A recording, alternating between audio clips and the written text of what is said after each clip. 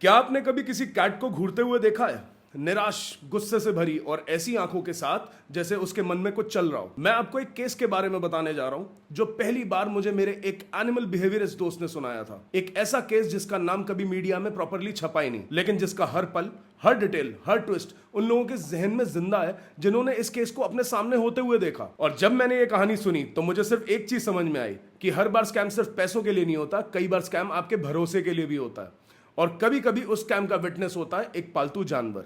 तो ये कहानी है दिल्ली के एक पॉश रेजिडेंशियल टावर की। एक बूढ़ी औरत जिनकी एज 70 के आसपास थी, सीढ़ियों से गिर जाती हैं, जिसके बाद उन्हें तुरंत हॉस्पिटलाइज किया जाता है। सीसीटीवी फुटेज में चेक किया जाता है तो क्लियरली कुछ नहीं दिखता, लेकिन उसी जगह एक पर्शियन कैट थी जिसका नाम था मिस्टी। अब आराम से पलने वाली बिल्ली जिसने आज तक किसी के ऊपर कोई पंजा नहीं उठाया, लेकिन उस दिन कुछ बदला था। और तभी घर में एंटर होता है एक नाम, एक वायरल नाम, doctor Devika Kashyap, the animal communicator, जो उस फैमिली से कहती हैं कि मिस्टी को वेट की जरूरत नहीं है बल्कि हीलिंग की जरूरत है। उसे एनर्जी क्लेंस चाहिए और अपने पास्ट के जख्मों से आजादी। और यहीं से शुरू होता है एक स्कैम जिसमें ना सिर्फ पैसा लूटा गया बल्कि एक इनोसेंट पेट को कल्प्रेट बनाकर एक पूरी कहानी लिखी गई। तो जैसे ही अरोरा फैमिली ने देविका कश्यप को कांटेक्ट किया, उन्हें लगा कि उनकी प्रॉब्लम का सॉल्यूशन मिल गया। मिस्टी का sudden behavioural change, aggression, strange steering, scratching ने उन्हें ऑलरेडी स्ट्रेस में डाल रखा था। और जब उन्होंने देविका को कॉल किया तो उनका टोन कॉन्फिडेंट था कि फैमिली को लगा कि यही वो इंसान है जो इनकी कैट की भाषा को समझ सकता है। देविका ने तो पहले एक शॉर्ट वीडियो कंसल्टेशन रखा। स्क्रीन पर मिस्टी को देखते ही उसने कहा कि आपकी कैट डिस्टर्ब्ड है, एनवायरनमेंट टॉक्सिक है और उसकी एनर्जी ब्लॉक हुआ पड़ा है। फैमिली ऑलरेडी कंफ्यूज थी, तो उन्होंने बाकी कुछ पूछा ही नहीं, ना बैकग्राउंड चेक किया, ना सर्टिफिकेशन चेक किए, ना किसी थर्ड ओपिनियन की एडवाइस ली, बस देविका की बात मान ली। देविका ने बोला कि मिस्टी के लिए हीलिंग सेशंस चाहिए, हर सेशन का 10,000 रुपए लगेगा, मिनिमम 4 सेशंस लगेंगे, साथ ही कुछ होम बेस्ड इंस्ट्रक्शंस भी दिए गए। मिस्टी के बेड पे एक स्पेसिफिक फ्रीक्वेंसी का म्यूजिक चलाना था, एक एसेंशियल ऑयल जो उसके कॉलर में लगाना था जो देविका खुद कोरियर करेगी, और घर में इंसेंस स्टिक्स जलानी थी ड्यूरिंग सेशंस। ये सब इतना स्पिरिचुअल और रिचुअलिस्टिक लग रहा था कि अरोरा फैमिली ने बिना क्वेश्चन किए सब कुछ फॉलो कर लिया। पहला सेशन देविका ने ऑनलाइन किया। देविका ने एक कैंडल जलाकर चालू किया, कैमरा के सामने बैठी और स्लो बेल रिंग करते हुए कुछ मंत्रा टाइप वर्ड्स बोलने लगी। मिस्टी घर के एक कोने में छुप कर बैठी थी और सेशन के बीच में उसने कुछ ज्यादा रिस्पॉन्स ही नहीं दिया। लेकिन उस सेशन के 2 घंटे बाद जब मिसेस अरोरा ने उसे उठाना चाहा तो मिस्टी ने पहली बार उनके हाथ पे स्क्रैच मारा। ज्यादा हार्ड तो नहीं था, लेकिन अनएक्सपेक्टेड जरूर था। उन्होंने सोचा कि कैट शायद मूड में नहीं है, लेकिन जब ये चीज दोबारा रिपीट हुई, वो भी बिना किसी ट्रिगर के, तो उनका डाउट बढ़ने लगा। लेकिन देविका ने इस स्क्रैच को प्रोग्रेस बोला। उसने कहा कि ये साइंस है कि मिस्टी अपना अंदर से गुस्सा बाहर निकाल रही है, एनर्जी रिलीज हो रही है, तो रिएक्शन तो आएंगे ही। और अरोरा फैमिली ने फिर से बिना किसी सॉलिड एक्सप्लेनेशन के इस बात को भी मान लिया। दूसरे सेशन के लिए देविका ने एक छोटी सी शीशी कोरियर करी, एक एसेंशियल ऑयल की शीशी जो मिस्टी के कॉलर पे लगानी थी। उसका कहना था कि ये सेंट कामिंग होता है और इससे उसके फियर ट्रिगर्स कंट्रोल में आएंगे। अगले दिन से मिस्टी और भी ज्यादा एंग्शियस लगने लगी। वो बार बार अपने नेक को सोफा पे रगड़ने लगी जैसे वो स्मेल उसे इरिटेट कर रही हो। उसने पहली बार घर के किचन का एक ऐसा कोना चूज किया जहां वो घंटों चुपचाप बैठी रहती थी बिना किसी मूवमेंट के। और जब मेड उसके पास गई तो मिस्टी ने सीधा उसे काट लिया। अब मिस्टी का यह बिहेवियर बहुत ही ज्यादा अनयूजुअल था। पर्शियन कैट जनरली पैसिव होती है, उनमें अग्रेशन रेयर होता है, लेकिन देविका का कहना था कि यह नॉर्मल है, वो सिर्फ रिस्पॉन्ड कर रही है। इन शॉर्ट, देविका ने हर नेगेटिव चेंज को स्पिरिचुअल रिलीज का लेबल लगा दिया था और फैमिली कंप्लीटली इमोशनली इन्वेस्टेड थी, तो उनका ट्रस्ट देविका पे और भी बढ़ गया। और फिर तीसरे सेशन से पहले देविका ने बोला कि मिस्टी को 3 दिन के लिए आइसोलेट कर दो, किसी को टच मत करने दो, उसे एक शांत कमरे में रखो और म्यूजिक प्ले करो जो मैं भेजूंगी।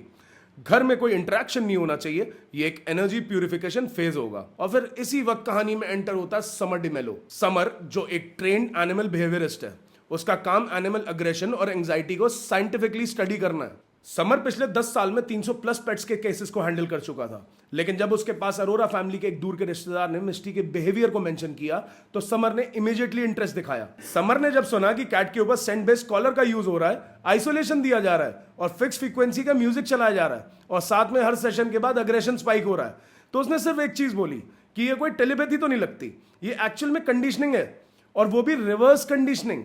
और फिर समर ने अरोरा फैमिली को कांटेक्ट किया और उसने उन्हें बताया कि वो सिर्फ ऑब्जर्वर के रूप में हेल्प करना चाहता है, वो भी बिना किसी दखलंदाजी के। इनिशियली तो फैमिली हेजिटेंट थी, पर जब उन्होंने देखा कि समर का अप्रोच लॉजिकल है, साइंटिफिक है और वो कुछ भी बेच नहीं रहा, तो उन्होंने अलाउ कर दिया। और यहीं से असली ऑब्जर्वेशन स्टार्ट होती है। समर ने पहले दिन से कुछ चीजें नोटिस की।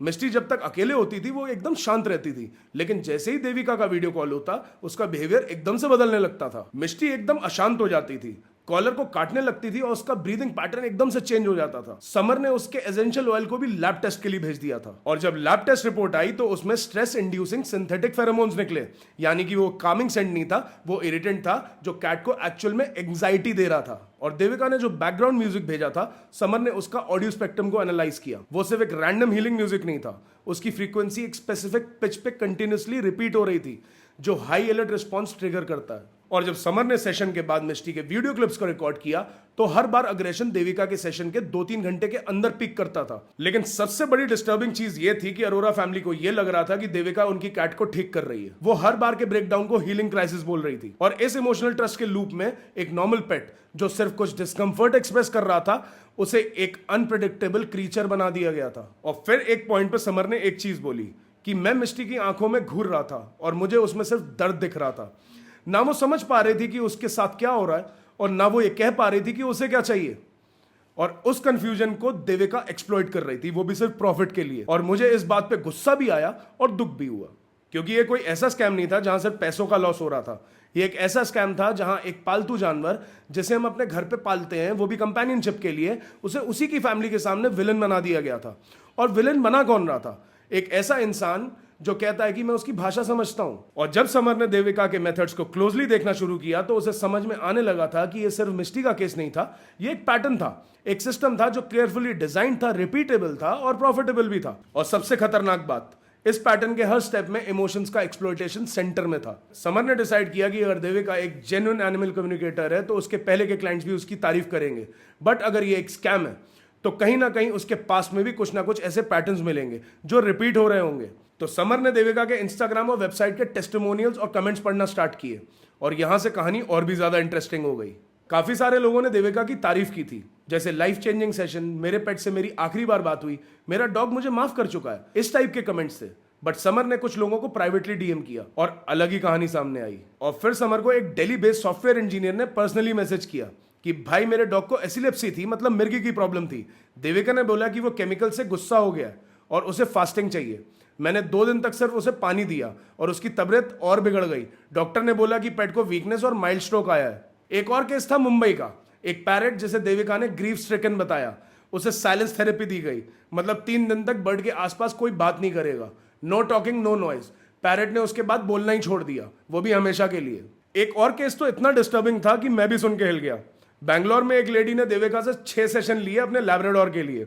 Labrador was just slowing down due to age factor. Devika ने बोला कि उसका दिल उदास है, उसे छत पे लेके जाओ और चैंटिंग करवाओ, वो खुश होगा। 3rd विजिट पे डॉग छत से ही गिर गया। वो लेडी देविका के अगेंस्ट लीगल कंप्लेंट फाइल करना चाहती थी, बट कोई प्रॉपर कैटेगरी नहीं थी, क्योंकि देविका कोई वेटनरी डॉक्टर नहीं थी और ना ही उसके सेशंस का कोई मेडिकल क्लेम रिकॉर्ड होता था। मतलब आप समझ रहे हो कि कोई अकाउंटेबिलिटी नहीं थी, कोई लाइसेंस नहीं था, कोई रेगुलेशन नहीं था, सिर्फ एक ब्लाइंड ट्रस्ट। और उस समय समर का कहना क्लियर था कि देविका का स्कैम सिंपल है, किसी भी पेट के बिहेवियर को स्पिरिचुअल ट्रॉमा बना दो और हर सिम्टम को एनर्जी इम्बैलेंस कहकर उसको एक पेड रिचुअल रिकमेंड कर दो। मिस्टी के केस में स्क्रैच करना था कि उसका गुस्सा रिलीज हो रहा है, ज्यादा सोना मतलब डिप्रेशन में, यानी चाहे कुछ हो या ना हो, हर चीज का एक इंटरप्रिटेशन दे दिया जाता था। उसके बदले में एक रिचुअल रिकमेंड कर दिया जाता था और हर रिचुअल का एक चार्ज होता था, 3000 रुपए से लेकर 11000 के बीच में। कुछ में ऑयल्स, कुछ में सेंटेड बेल्स और कुछ में एनर्जी कार्ड्स दिए जाते थे। और सबसे अजीब बात, देविका कभी भी किसी क्लाइंट के घर पे नहीं जाती थी, सब कुछ वर्चुअल होता था, सब कुछ रिमोट ऑब्जर्वेशन पे बेस्ड था। और जब समर ने ऑब्जर्व किया तो उसे पता चला कि हर सेशन के पहले देविका क्लाइंट के पेट के इंस्टाग्राम, फेसबुक या गूगल प्रोफाइल का स्कैन करती थी। यानी कि जो लगता था कि ये टेलीपैथी है, वो असल में एक स्मार्ट स्टॉकिंग थी, साइकोलॉजिकल मैनिपुलेशन था। और मिस्टी के घर में समर ने जब देविका का पहला वॉइस नोट एनालाइज किया तो उसे एक और शॉकिंग डिटेल मिली। देविका हर बार स्पेसिफिक टोन्स में हीलिंग सेंटेंसेस बोलती थी, जैसे let it out, you are safe now, release the fear. Samar का कहना था कि ये फ्रेजेस सिर्फ पेट के लिए नहीं होते थे, इनका असली इफेक्ट फैमिली के ऊपर होता था। उन्हें लगता था कि कम्युनिकेटर सच में किसी इनविजिबल दर्द से बात कर रहा है, यानी जो भी देविका बोलती थी वो पेट की तरफ से नहीं बल्कि फैमिली की तरफ से बिलीव होने लगता था। It was carefully planted belief system. और हर न्यू रिचुअल और हर न्यू टूल, हर न्यू साउंड और हर रिचुअल का एक ही पर्पस होता था कि क्लाइंट को इमोशनली और फाइनेंशियली ज्यादा इन्वेस्ट करवाओ। और देविका का हर क्लाइंट उसका एडवर्टाइजमेंट बन जाता था। पहले वो उनका ट्रस्ट जीतती थी और फिर उनका दर्द बेचती थी। और ये पूरा मॉडल ग्रीफ बेस्ड इकोनॉमी पर टिका था। लोग अपने पेट से बात करने के लिए डेस्परेट थे और देविका जैसे स्कैमर्स उन इमोशंस को प्रोडक्ट बनाकर बेच रही थी। लेकिन मिस्टी का केस अलग था। यहाँ पेट के बिहेवियर में क्लियरली ट्रिगर्ड रिस्पॉन्स आ रहा था और समर ने डिसाइड कर लिया था कि ये सिर्फ स्कैम नहीं, बिहेवियरल अब्यूज का केस है। और फिर समर ने लीगली इसके ऊपर एक्शन लेने का प्लान बनाया।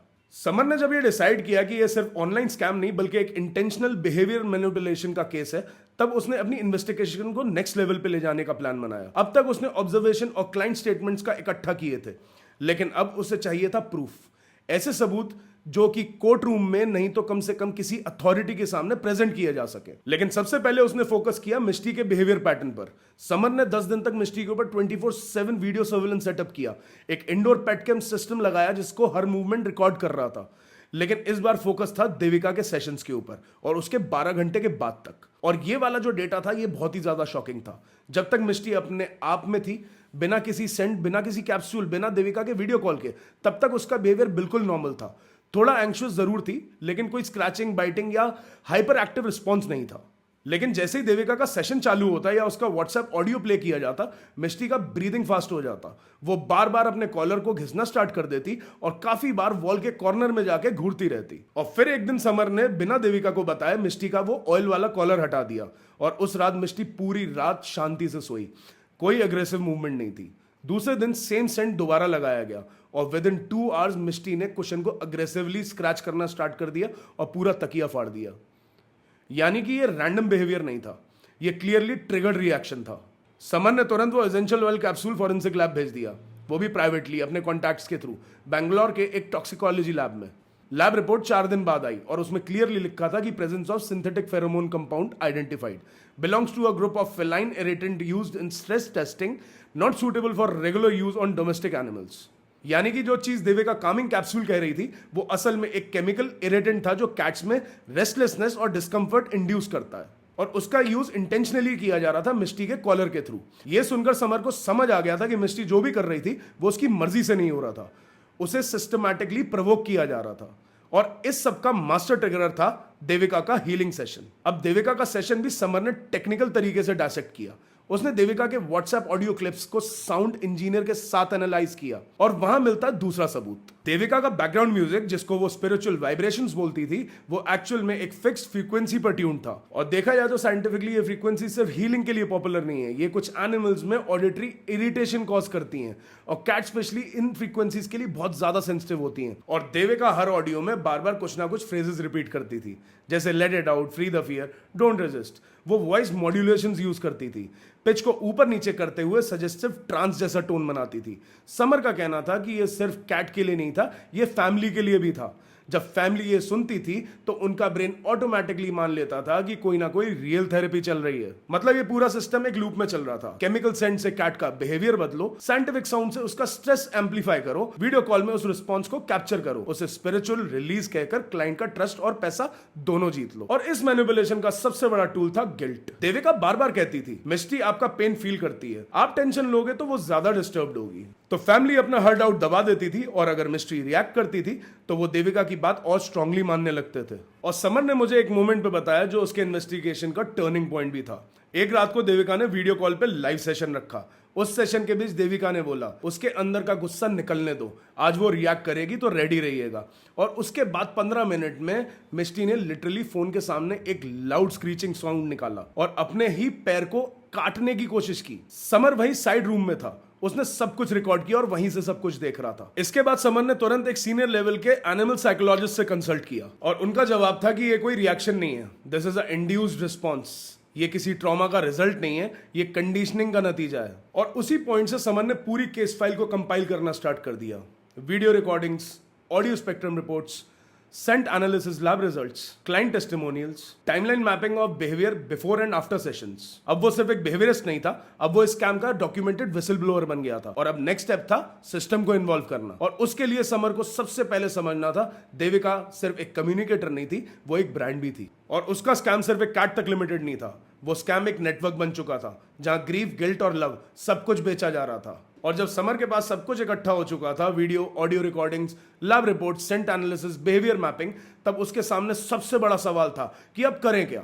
देविका कोई लाइसेंस वेटनरियन तो थी नहीं, उसका काम किसी गवर्नमेंट रेगुलेटेड फ्रेमवर्क के अंडर आता ही नहीं था। जो कुछ भी हो रहा था सब वॉलंटरी बेसिस पे हो रहा था। लोग अपनी मर्जी से उसके सेशंस अटेंड कर रहे थे, उसे पैसे दे रहे थे और उसकी हीलिंग रिचुअल्स फॉलो कर रहे थे। लीगल पर्सपेक्टिव से ये कोई क्राइम का केस बन ही नहीं रहा था। ये एक ऐसे स्कैम का एग्जाम्पल था जिसका सिस्टम में नाम ही नहीं था। लेकिन समर वहां पर रुकने वाला नहीं था। उसने डिसाइड कर लिया था कि अगर लीगल एक्शन सीधा नहीं हो सकता तो एथिकल अकाउंटेबिलिटी जरूर राइज करी जा सकती है।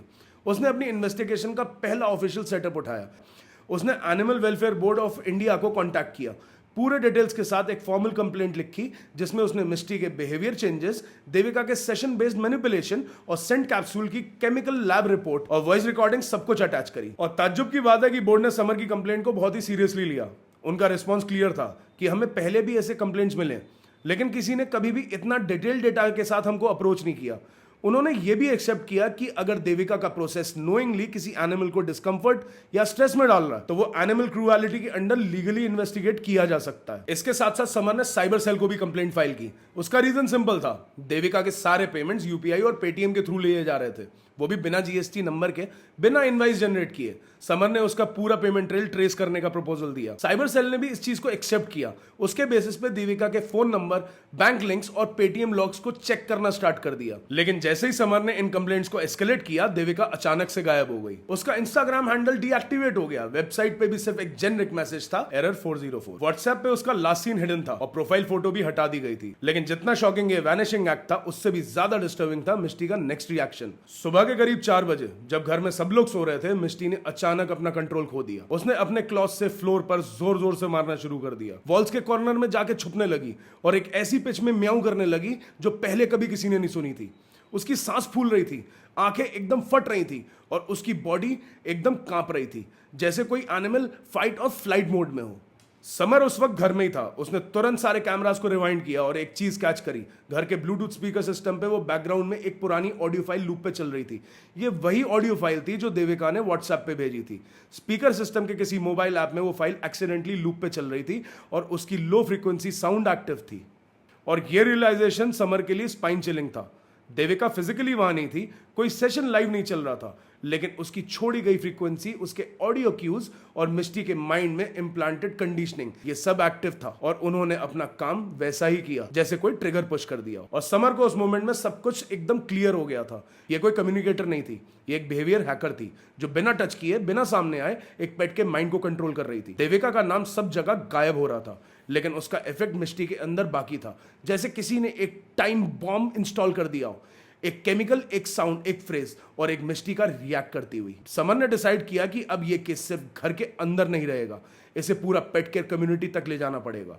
उसने अपने डेटा को एक फॉर्मल व्हाइट पेपर में कन्वर्ट किया और टाइटल दिया the cat who spoke without words. और ये सिर्फ रिपोर्ट मिस्टी के बिहेवियर पे बेस्ड नहीं थी, इसमें इमोशनल स्कैम्स की पूरी साइकोलॉजी को डिकोड किया गया था। समर ने डिटेल से लिखा, ग्रीफ को प्रोडक्ट कैसे बनाया जाता है, इमोशनल गिल्ट को क्लाइंट रिटेंशन टूल कैसे बनाया जाता है, एनिमल नेचुरल इंस्टिंक्ट्स को और स्पिरिचुअल लेवल्स में रीपैकेज कैसे किया जाता है, और कैसे एक कम्युनिकेटर अपने हर सेशन के बाद एक रिएक्शन प्रेडिक्ट कर लेता है because they plant it. Report के पब्लिश होने के बाद एनिमल बिहेवियरल कम्युनिटी में हलचल मच गई। समर का नाम एक क्रेडिबल विसल ब्लोअर के रूप में सामने आया। इंडिया के कुछ बड़े एनिमल साइकोलॉजिस्ट ने भी रिपोर्ट को एंडोर्स किया और कुछ लोगों ने इसे एक लैंडमार्क इमोशनल मैनिपुलेशन केस का टाइटल दिया। लेकिन देविका का कोई भी रिकॉर्ड नहीं मिला, ना किसी लीगल पोर्टल पे, ना किसी वेट काउंसिल में।